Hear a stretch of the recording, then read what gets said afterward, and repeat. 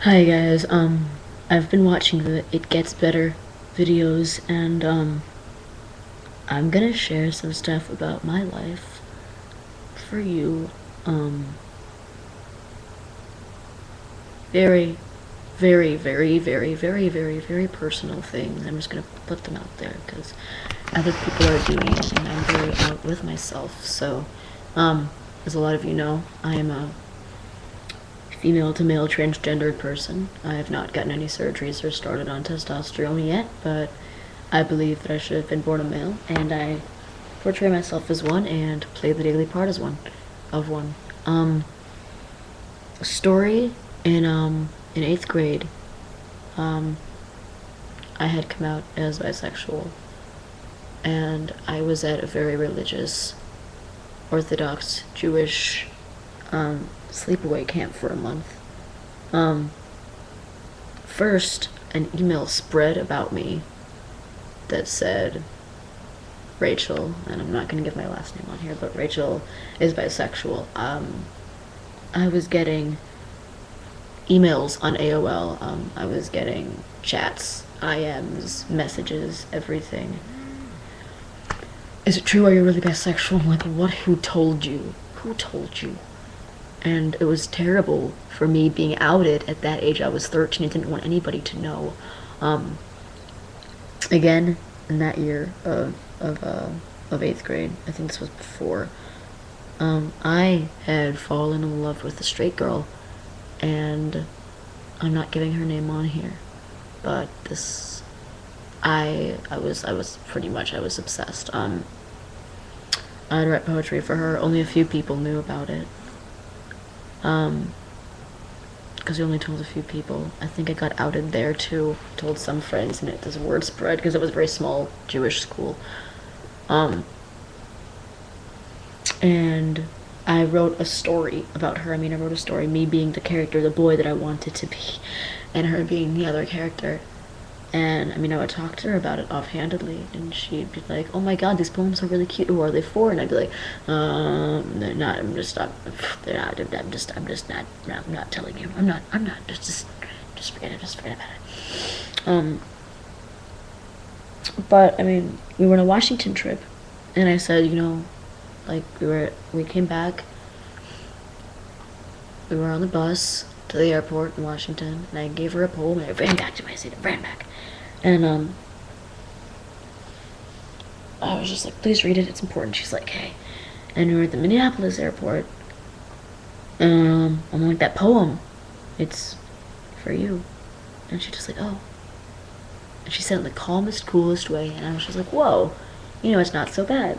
And we're actually really good friends now. Went to a graduation party, and we're like totally chilled out, and it's great. She's a really, really cool girl, and she like approves of everything that I'm doing, and she calls me Trey now, and she respects it all, and that's great. Back to my Jewish camp. So I was out, and I was in love again. I thought to myself I was in love with this other girl, and she happened to be straight. And this is just the way that I remember it, and I'm pretty sure it's what happened.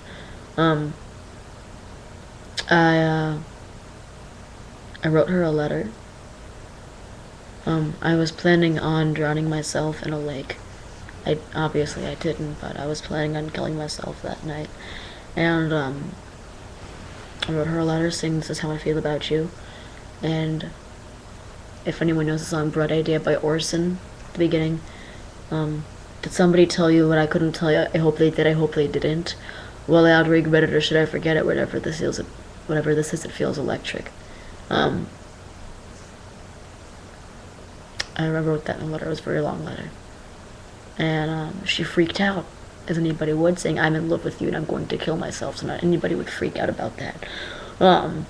She told the counselors. I sort of got in trouble. I went to see the social worker, talked about it. I got outed to my dad and stuff. I got outed to my parents. And I was sort of on a restraining order. I couldn't talk to this girl for about a week. I believe I got over it before the week ended. but it was excruciating. It was so fucking terrible. I would see her, and I knew that I could not say a word. I could not say anything because she was so terrified, and both of us were terrified because it was just a really awkward, just really horrible situation for us both. And we got over it. We got to be friends. Another thing at camp, I believe, we had like a press conference about my sexuality. There were all of the girls in the girls' cabin and me saying, so how do you guys feel about Rachel's sexuality? I wanted to curl up into a little ball. Everyone around me, everyone having a fucking group discussion about me as a person. Really, that's fucking disgusting. I think it was immoral, it was disgusting. I was uncomfortable with it. It got to be okay over time though, and then I think it was my last year of camp, before it was 2008 or something, and there was like a whole dance, and it was in the girls' cabins, and we were like, what up, and I was the DJ, and girls were dancing on the poles, and I'm like, sup, this is fucking legit, this is legit, and it was really cool. And in high school, when I had come out as a lesbian, sort of bi lesbian-ish, trans, whatever I was at the time, I had tried to kill myself also because of shit that I was getting from people. And also, I mean, I was getting a lot of shit. People would come up to me, say, excuse me, what are you? And I'd be like, oh, I'm a freshman. They'd be like, no, what are you? And I actually went to a really nice high school compared to a lot, but for me, it was just uncomfortable. Like, I would go into gym class into the girls' locker room, and they would look at me weird. And I'm like, just stop it. And there were times I live in Minnesota in the winters, I would want to take my clothes off. I would want to go huddle in the snow and freeze myself to death. I would be unloading the dishwasher. I would take the knives out, and I would just think about it. Also, the summer when I was in love with that girl, that summer, I'm backtracking, I'm sorry. I would cut myself with plastic knives because that's the only thing that I had. And I would cut off my circulation with rubber bands. And I would wear the wristbands that all of the kids in that time, we all wore those wristbands, all of those kids that cut ourselves. I would cut myself with plastic shards of cups, with tree needles, with plastic knives. And I would get rubber bands, and I would cut off all of the circulation so I couldn't feel anything. So many times that I wanted to kill myself over the years. I never actually attempted it, but I wanted to. I was too afraid. How I got over that, actually,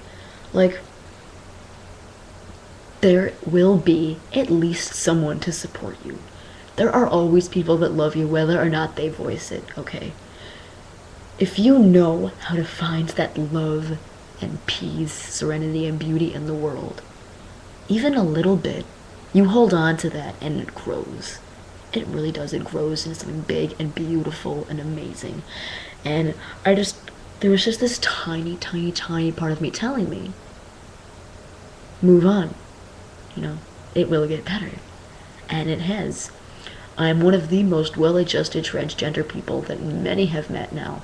I came out at 16 or 17. I'm great. I am just out there. And I'm like, yo, I have a fucking t-shirt that says I am transgender. I have a video on here. It's on my Facebook. Hi, my name is Trey. I'm a female to male transgender. I'm out about absolutely everything in my life because I embrace it. Sure, it sucks being trapped in a body that you don't want. I don't want this body, but I'm one of the people that believes everything happens for a reason. This all happened for the reason that it did, okay? I was born a female. People are born gay. People that say you chose this, you would not choose to be harassed and beaten and ostracized from your community. I don't know if that's the word, ostracized. Every day of your life, you would not choose to have these thoughts that, is this okay? Is this what God wanted for me? Am I healthy the way that I am? You wouldn't choose that. This is about 9 minutes, and I'm gonna have to cut this off. If anybody has input, please let me know. If anybody needs to talk to someone, if you don't know me, I don't care. I will talk to you because you are a human being, and I love you for what you are, for who you are. You are beautiful as is. And I want to let you know that. If you watched all of this, thank you. Be well. Take care.